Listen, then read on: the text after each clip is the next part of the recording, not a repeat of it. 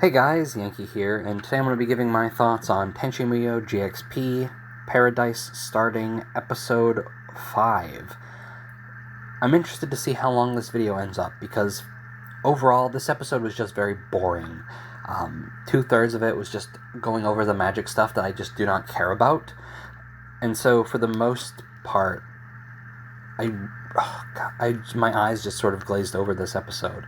So it opens with Tsukiko in bed, and she is suffering from magic essence cold, which is something that happens when the magic organ is starting to form inside somebody's body.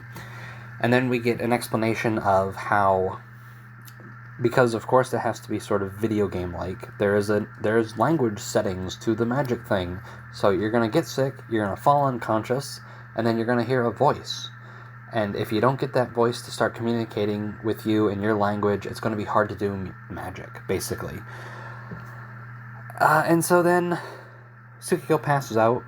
She just sees visions of her and Sena as a child and him growing up. And then the voice starts talking to her, and she just says, I can't understand you. I can't understand you. And then she can understand it.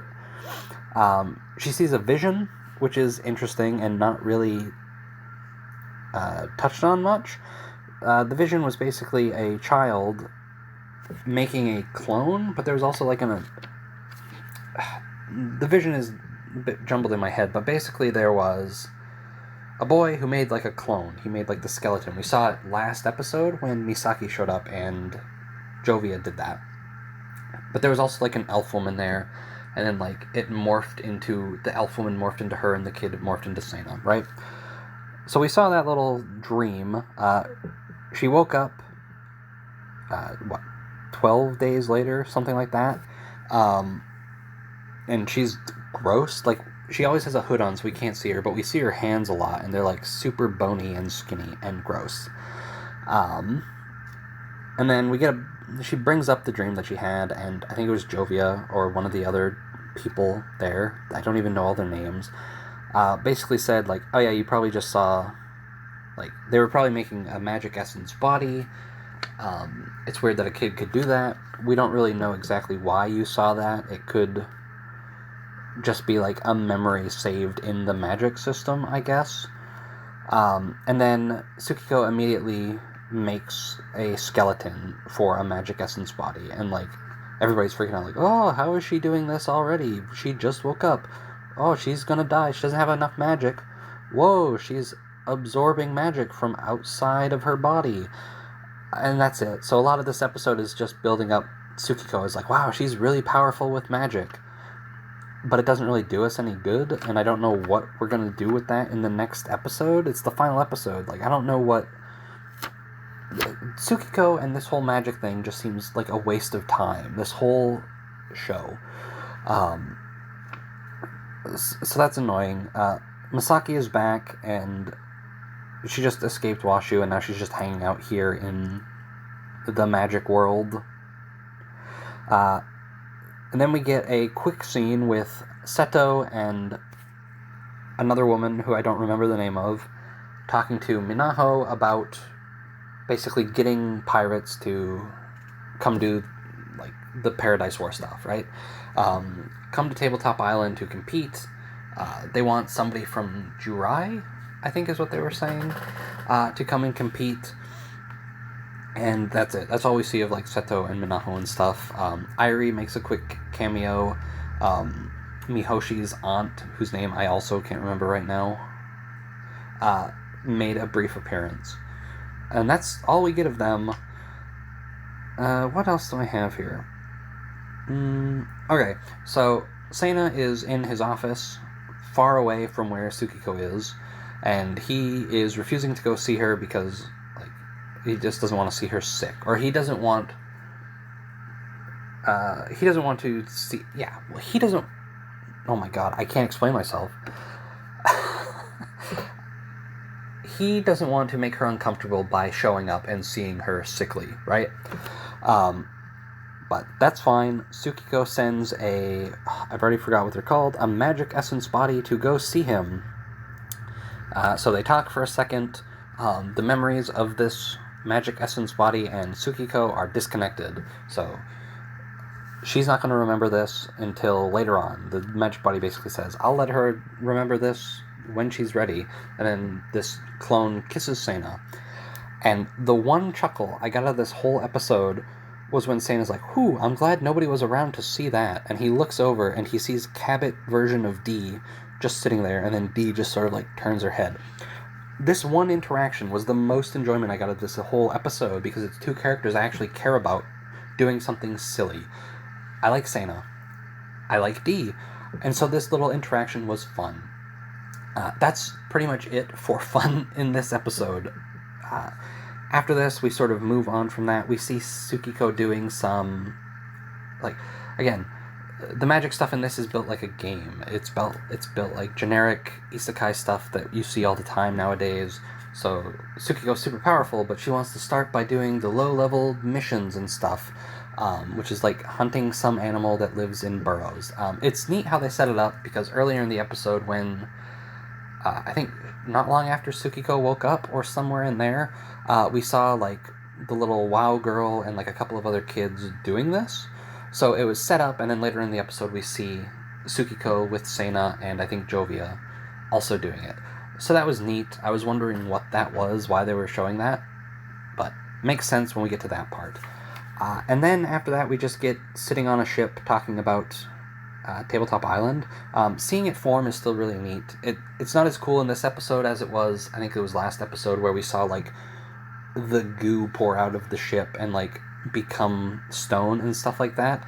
It's just like sort of seeing time quickly pass, and like plants form, and then like waterfalls form, and then like, oh, there's a beach now around the island. Like, it's neat. I like seeing it sort of all come together. What do we got here? Oh, this note just says, Tsukiko is powerful. Built mansion. So the building Tsukiko was staying in was just like a big house. She made it bigger. She gave some like explanation of like, yeah, there's going to be a lot of people staying here, so it should be big. And then it's just like, but really the only reason I did this is because it was fun. Okay, that's fine. I don't really care about any of that. And then we just get more talk about Paradise War stuff, the stuff that I was most interested in at the start of this season, which we barely touched on. And seeing as how we have one episode left, we're not going to touch on it much next episode either. Basically just talking about the pirate guilds that are trying to get representatives in, and if they can't figure out who's coming to represent them, then they're just going to be kicked out of the game. And then we leave off on Sena basically having a worry about, like, it's going to be a problem if any of these pirates showing up here find out that I'm basically the reason this is happening.